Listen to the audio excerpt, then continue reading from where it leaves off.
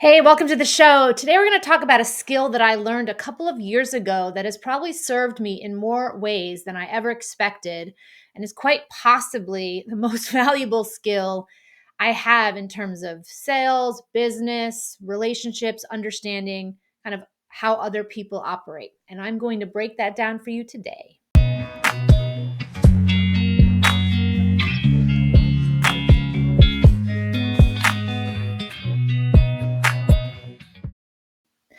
Hello, Molly here. Today we're going to talk about a profiling technique that I learned a couple of years ago from Chase Hughes. If you don't know who he is, he's very skilled, capable, smart interrogator, behavior profiler, human needs analyzer. Uh, he's got many, many incredible adjectives that would describe him. I've worked with him for the past year or so, and I knew him about a year prior to that and read two of his books, actually. And this is the easier book to start with if you are interested in this topic. It's called 6 Minute X-Ray. The other one he has called the Ellipsis Manual is much more in depth and is it's actually a training manual for law enforcement and interrogators. The skill that I want to talk about today is about assessing human needs. And when I first heard Chase speak about this, probably about 2 years ago, I created this infographic here, and it kind of sent me down this rabbit hole of understanding humans in a way that I had not really consciously thought about before. And this is different than Maslow's hierarchy of needs or anything that kind of Tony Robbins covers that's sort of based on that. Those are usually needs that we need sort of from society, kind of in our lives. This stuff that I'm talking about today that Chase addresses or has taught me about is specifically on needs people have from other people. And so he learned it and developed this skill that he teaches for interrogation. So if he was wanting to get somebody to confess to a terrible crime, understanding these core fundamental needs in that interaction helped him get the outcome that he wanted. Now, I don't interrogate people. I don't work for the law enforcement. So when I came across this, I was actually working with a team of sales coaches, and we were applying these lessons to helping people learn how to sell the services in their business more. It was really kind of used for consulting, coaching type businesses, not like a selling a physical item on a store shelf. But since I delved into this and was coaching other businesses at the time, it also has applications in managing people. It has applications in like personal relationships, friendships, business relate like the uses for this are very widespread. And when you kind of understand what I'm going to walk you through today, I promise you that you will see people in your life in a different way, and it will help you give them what they need, which ultimately makes the relationship, regardless of the context of it, more successful, in my opinion. All right, so looking at this infographic, you can see that there are 6 needs here. Now, I'm just going to actually show you the other graphic that I made as well. So there actually are 17 needs that people need from other people. And most of us need all of these things to some degree. The exercise here in the profiling technique is to understand what are the one or two primary needs in somebody else. And this kind of came up for me today, actually, because I'm kind of going through this bizarre thing where I've got a lot of like heat on social media, and some other people I know have that heat as well. And you can kind of see there's like this sort of lame attempt to try to cancel people through some threats. The threats came across as something along the lines of, if I were to continue to talk about some of the topics that I cover, that I would, lose my Twitter following. And the funny thing about this is that is actually a legitimate threat for some people based on their human needs. It is not for me because it doesn't rank high enough that I actually care about that. And I'm not trying to be flippant. I'm going to explain to you specifically why my needs are not based on that. And, if you decided you did want to come after me and cancel me, I will tell you exactly what you can use as leverage. So there are 17 needs. However, what we're going to focus on today and what I kind of use in my profiling is just the primary 6. And the reason why is it's just easier for me to fully understand these 6 and look for them in people. So the first need that I want to go into, and there's six: significance, approval, acceptance, intelligence, pity, and strength. And as I mentioned, we all have a little bit of each of these. And sometimes they're contextual. Like in a certain setting, you might need one of these things from another person.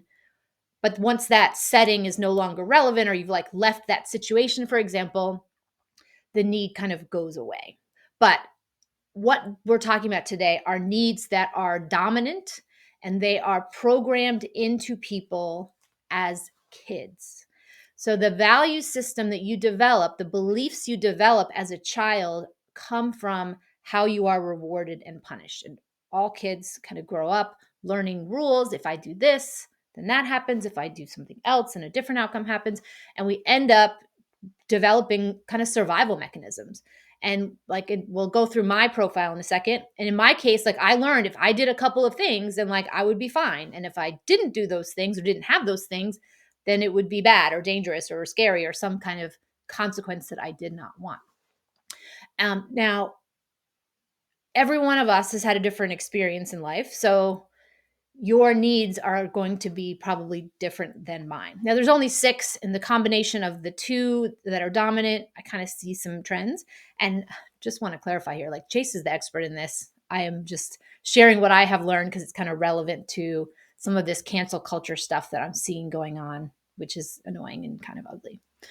One thing I'd like to clarify before I get into the different profile needs is, I do this. I don't do it all the time. I usually only do it if I kind of feel like it's necessary or is going to help the situation in some way. And I don't tell people that I'm doing it, and I certainly don't tell them what I think their profile is, simply because it can be kind of unwelcome, unsolicited information. And then even when people do ask me for it, there can be this kind of stigma, like a bit of a vulnerability about it, like you've somehow dissected someone, and that isn't always welcome. So as someone kind of showing you how I do this, just be aware, like I don't use this overtly in conversations, and I don't tell someone, oh, by the way, I just said that to you or did this thing because of some kind of need. It's not, I would be a little bit more covert if you decide to learn this skill. All right, the first need is significance, and this is extremely common. I hang around with a lot of entrepreneurs and people who have good leadership skills because I admire those. So I am around a lot of people who were taught as children about significance. This generally it's very common in guys. This desire or need to be seen as important, to have an impactful role, to serve as a leader. This is often programmed in at a genetic level, to be honest, because back in the caveman days or early sort of early civilization days where people lived in tribes, if you were a guy, especially, and you were seen as a leader in the tribe, you were more likely to have a bunch of wives and have lots of babies, and your DNA would pass on. And if you were someone who was kind of a loner, who didn't really feel a need to be a leader in the community, and you kind of went off on your own, you probably had less babies. Your DNA line might have been phased out. So this trait is kind of bred into people, to be perfectly honest.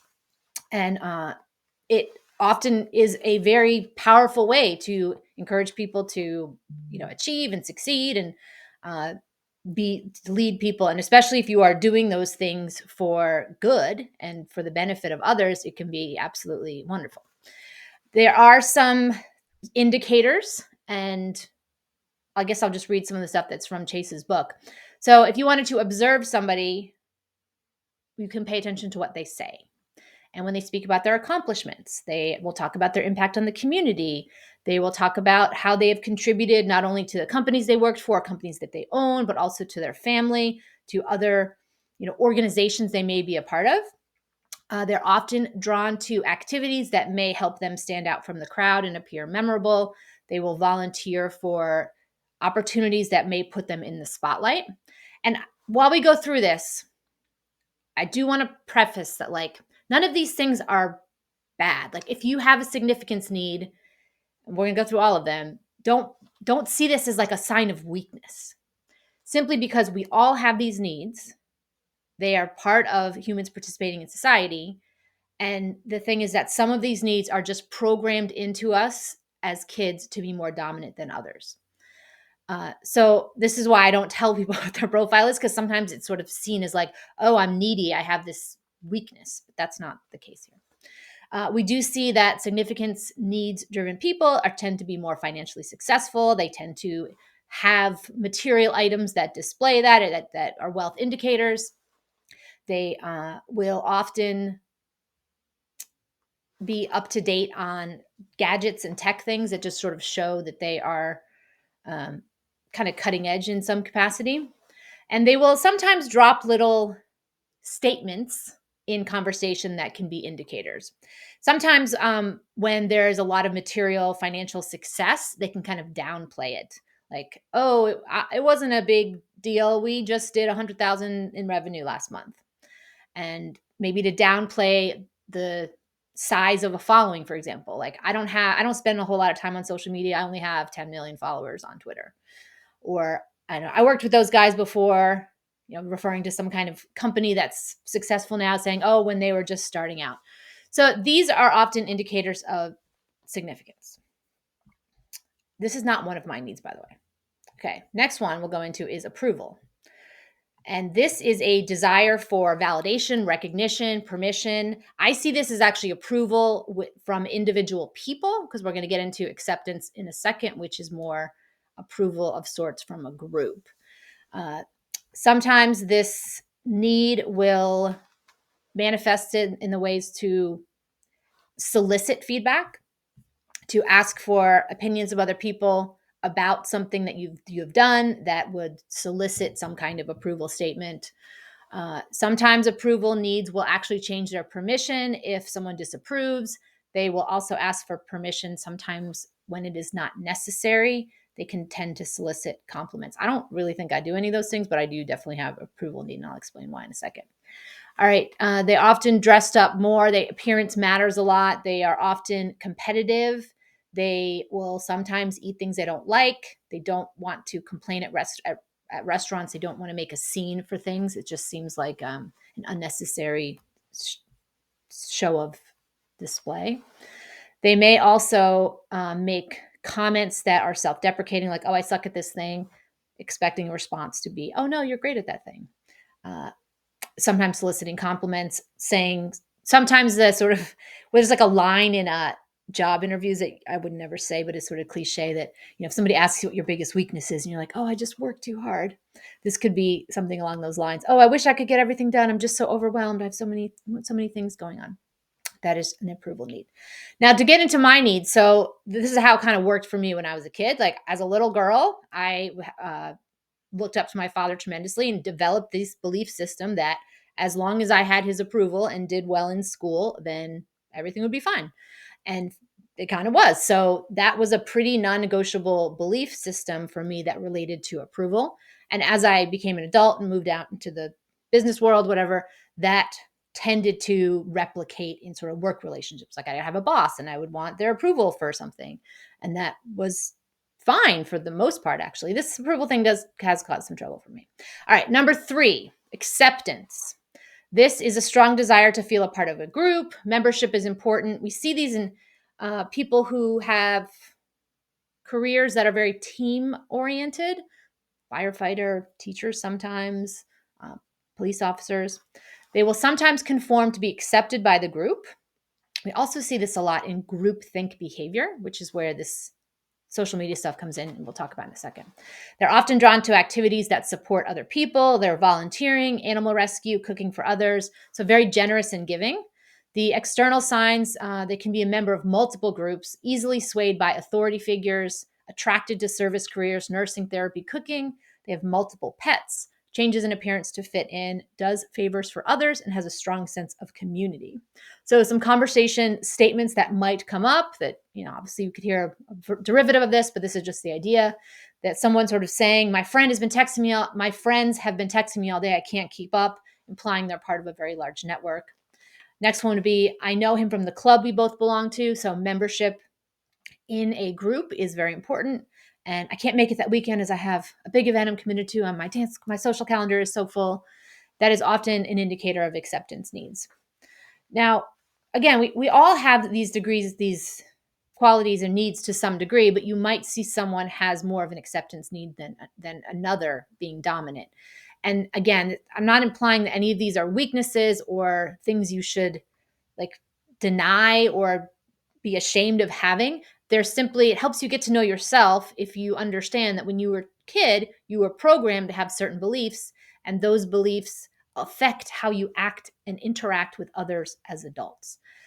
All right, let me go through the rest of them before I talk about some more of the implications. Okay, intelligence. This is one of the needs that I had as a kid because my report cards were made to be a big deal. This is a strong desire for others to notice how educated or intelligent they are. I did want to share something that I found very amusing when I made this infographic 2 years ago. So I was at home and the desk that I had was kind of small, and I had this big sort of computer on it. So there wasn't a whole lot of room for me to be working from this book. And the reason why it was kind of cluttered was that there on both sides of the desk were like two piles of books. So there wasn't much space for me. And as I'm making this infographic, I read this thing about the intelligence needs people. It's like these subjects collect books and keep them on display in their homes. It's like, oh, all right. Well, I guess we've figured out me for this one. The next need on the map is pity. And this is a strong desire for confirmation of victim status, misfortune, or bad luck. This type of person with a dominant need around pity will often kind of seek sympathy or commiseration. Sometimes this person always has bad luck and it's always sort of misfortune that they often will bring up in conversation. Lots of tragedies. They often believe they are a victim of bad luck and that things are not really their fault and they're just sort of just kind of the way things are. They are tend to be a little less healthy than others. Bad posture is sometimes an indicator. They can be very stressed at times, more likely to be in abusive relationships than other people. They may have tattoos, maybe a marijuana user, own marijuana apparel. Again, just if someone has a tattoo, that doesn't necessarily mean they are pity. This is, again, these are profiling techniques. And when you see a lot of these traits in someone, it indicates they are more likely to have this dominant need. Conversation indicators are things like, I can't believe I've been sick for so long. I only have a week to get this done, and it's a huge project. This traffic is ridiculous. I can't believe how late I'm going to be. They're often soliciting this type of victim status confirmation. And all right, we'll talk about what to do with that in a second. The last one I wanted to talk about is strength/power. This is a strong desire to be seen as a strong and good leader. Observations, they don't actually need power, meaning like political power or some sort of job related, as much as they have to feel that they are powerful. It is actually a fear-based need. They're often seen as tough guy, badass, rebel. They have a history, sadly, of being bullied in the past.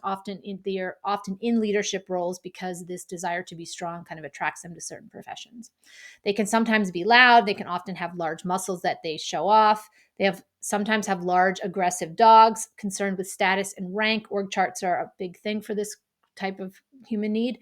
They can become aggressive when challenged. They often talk about overcoming challenges. They some conversation statements. I told him to shut up unless he wanted to have a real problem. So sort of posturing, a little bit machismo type stuff. I beat him twice in that competition last year. He's all talk. Again, sort of displays of strength and power. I worked 10 times as hard as anybody else, which is why I won. Again, strong work ethic, but in a way of being seen as dominant or strong.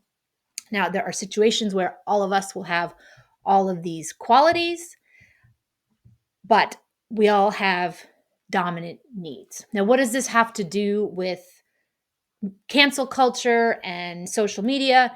Is that we tend to see that certain types of people are in certain roles in the social media world.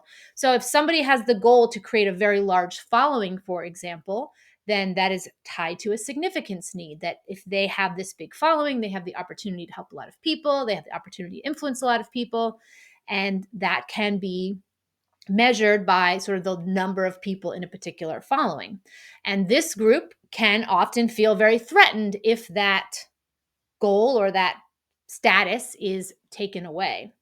Now, this is why that doesn't matter for me, because while I actually would prefer to have significance be my dominant need over approval, the need, like, I just don't have that significant, it's like it wasn't bred into me as a kid that being financially successful or having status in a company or in society was something that I should focus on.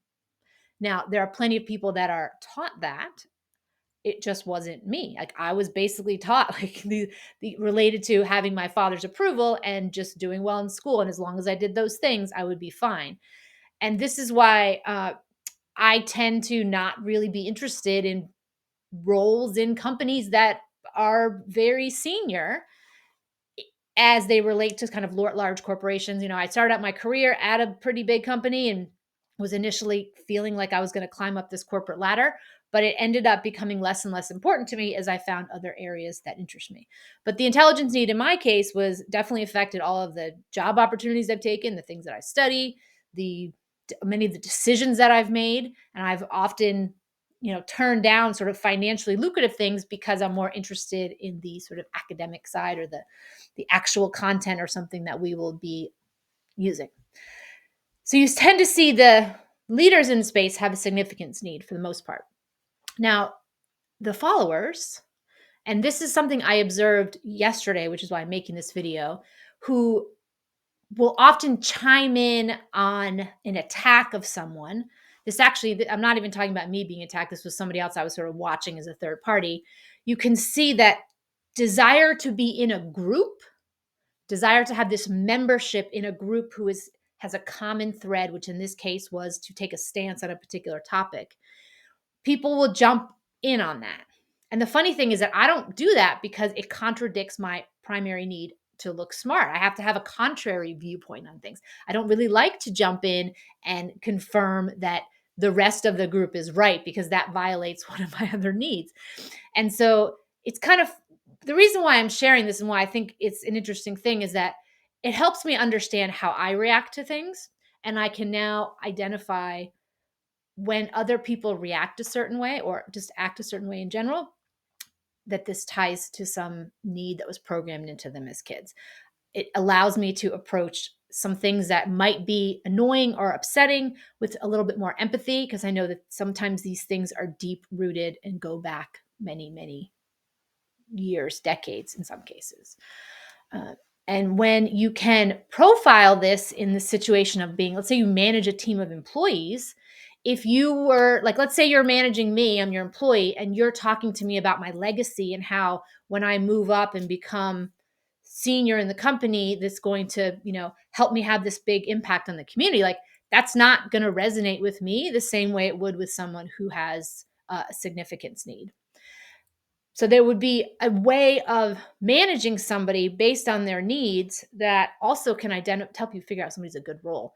Like if you have a salesperson that you have in a sales position in your company, you don't really want somebody with strong acceptance needs.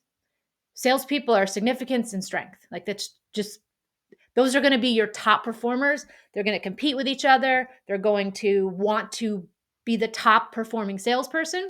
And that is a quality that you would, in my opinion, want to have in a sales position.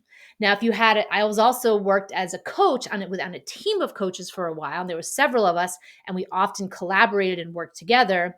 You wouldn't, as the leader, if I were the leader of that team, you wouldn't want a lot of competition in that because it could have slowed down the fact that we were collaborating and building things together. So if I were interviewing somebody to be a coach in that role, for example, I would be looking more for acceptance needs and even maybe some intelligence needs than I would for some of those other ones. And the pity need can be a bit of a flag. I think there are some kids who grew up, sadly, where the only time they got attention was when they were sick or hurt, and that can manifest in pity needs as an adult.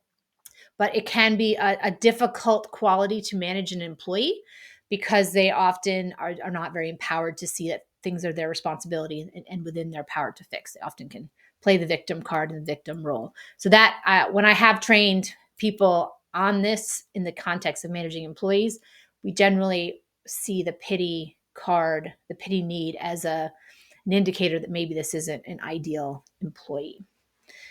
All right, that was my quick run through of human needs, how you can identify them. They also, this absolutely useful in sales. If I know what your primary need is, then I can position whatever it is I'm selling to you along those lines, and it will make it feel like something you connect with and resonate with, which is how we used to use this in sales training. It's absolutely critical in managing employees. It's also important in sort of friendships and relationships. Like if I know what your primary needs are, you know, it kind of I can give that to you in a way that I wouldn't be able to do if I was oblivious or assumed your needs were the same as mine. Like I have quite a few friends who acceptance is a need for them. They're in professions or they're, the role of being a mom is like really a key part of their identity. And being a member of like-minded people is something that's very important to them because they were raised with that value system and that belief system. And I do my best not to be judgmental of anybody for any of these beliefs because, again, it's like a computer program that was put into each of our minds as children. And, it's hard to change these beliefs. The approval one has been a pain for me and sometimes in some periods of my life. And now I'm just at the point where I'm fully aware of it and can manage it. Where if I tried to just pretend that that wasn't the case and I decided I was going to pick a different need, maybe I want to be more significance driven, I think you can get those beliefs reprogrammed, but that's a big deal. And just pretending they don't exist or pretending your need is something else is not going to serve you in the long run. Again, these are all a function, a product of the reward and punishment system we all had as children. And you can't really rewrite that very easily. Chase actually can do that for you. I haven't had him reprogram any of my beliefs, but that is something he actually does for people. It's total aside. If you want to learn more about this stuff, there are 2 books. This one is the big one, Ellipsis Manual. I would recommend starting with 6-Minute X-Ray, to be honest. And actually, he has courses on these things too if you go to chasehughes.com. So, all right, that is my little lesson on how profiling can serve you in many aspects of your life and can also help you become aware of what are your vulnerabilities. If someone comes at you on social media and tries to cancel you, that you can help figure it out. All right. If you like this video, please hit like, subscribe to the channel. We'll see you in the next one.